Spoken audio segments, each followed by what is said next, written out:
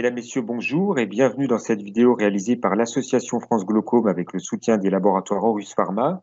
Dans cette vidéo, qui est la troisième d'une série de vidéos consacrées à la thématique du glaucome, nous allons vous parler de l'impact du glaucome sur la qualité de vie et sur les actes de la vie courante. Alors, pour répondre à nos questions, je vais interviewer un collègue et ami, le professeur Antoine Labbé, qui est ophtalmologiste à l'hôpital des 15-20 à Paris et à l'hôpital Ambroise Paré à Boulogne, qui est spécialiste du glaucome et professeur à l'université de Paris-Saclay. Alors Antoine, merci beaucoup d'avoir accepté de répondre à nos questions. Pour commencer, est-ce que tu peux nous dire si le glaucome, qui est une maladie oculaire, peut impacter la qualité de vie des patients qui sont atteints et de quelle façon finalement il peut impacter la qualité de vie des patients glaucomateux? Eh bien, bonjour Florent, merci beaucoup. Je suis très heureux d'être avec vous aujourd'hui afin de répondre à ces questions qui concernent et qui impactent beaucoup les patients glaucomateux. Alors, comment le glaucome impacte la qualité de vie? On peut diviser en fait ça en trois parties. La première chose, c'est le glaucome est un diagnostic qui peut faire peur aux gens. Et le premier impact de la maladie, c'est finalement ce diagnostic de glaucome qui, par l'angoisse qu'elle peut générer chez certains patients, impacte la qualité de vie. Ça, c'est très vrai au début de la maladie. Et puis, le patient qui a petit à petit l'habitude d'avoir son traitement se rend compte qu'il peut continuer à faire ses activités quotidiennes de manière habituelle et cet impact diminue avec le temps. Lorsqu'apparaissent des symptômes plus sévères dans des maladies glaucomateuses plus avancées, effectivement, à ce moment-là, le glaucome peut impacter directement la qualité de vie par l'atteinte de la fonction visuelle qu'il représente.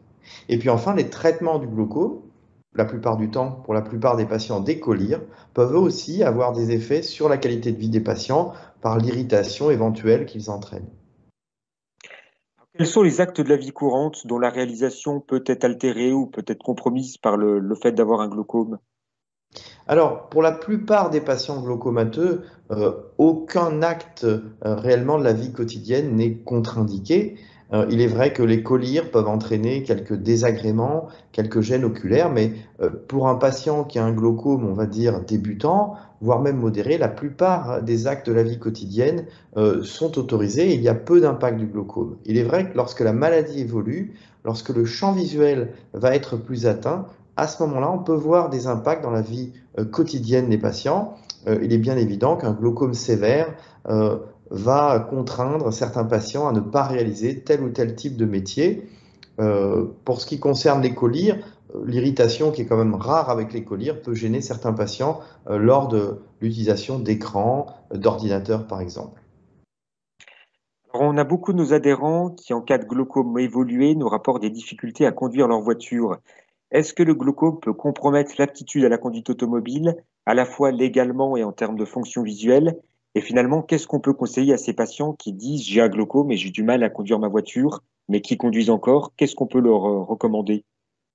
Alors là encore, il faut le rappeler, la plupart des patients glaucomateux n'auront aucun problème de conduite automobile.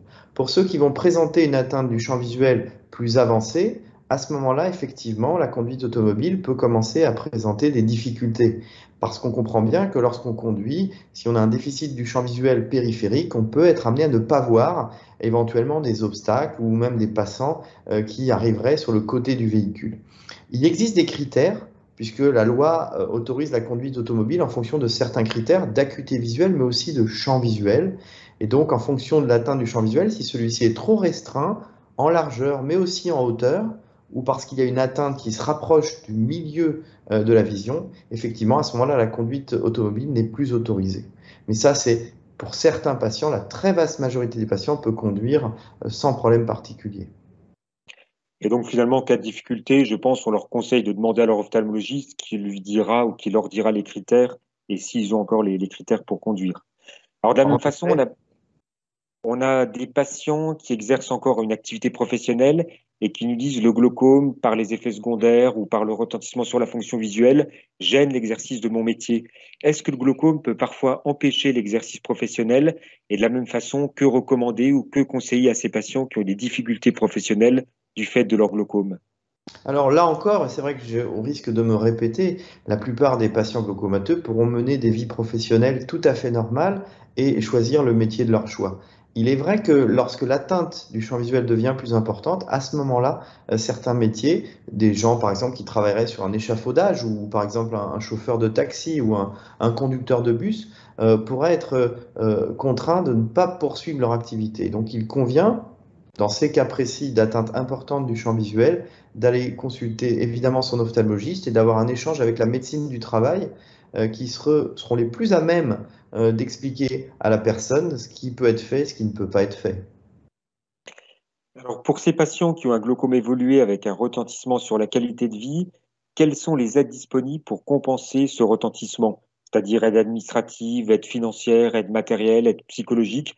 Vers quelle entité ou vers quelle association peut-on les adresser effectivement pour compenser le handicap visuel lié au glaucome?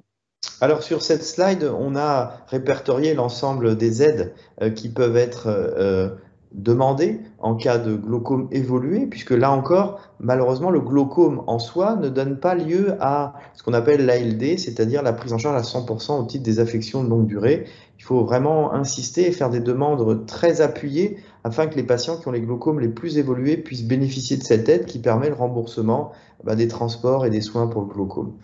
En ce qui concerne les aides, effectivement, il convient de faire ce qu'on appelle un dossier MDPH, un dossier à la Maison départementale des personnes handicapées, où on va préciser l'acuité visuelle. En général, on donne un champ visuel binoculaire afin que le médecin conseil et référent puisse évaluer le degré d'atteinte. Et c'est à partir de ce dossier que vont être déclenchées d'autres aides, comme l'allocation adulte handicapé. C'est en fait la MDPH qui gère l'ensemble de ces demandes, en tout cas qui fournit les éléments pour ensuite pouvoir faire les demandes. Il y a ce qu'on appelle l'allocation adulte handicapé qui permet, lorsqu'on a atteint un certain nombre d'handicap, de recevoir des aides.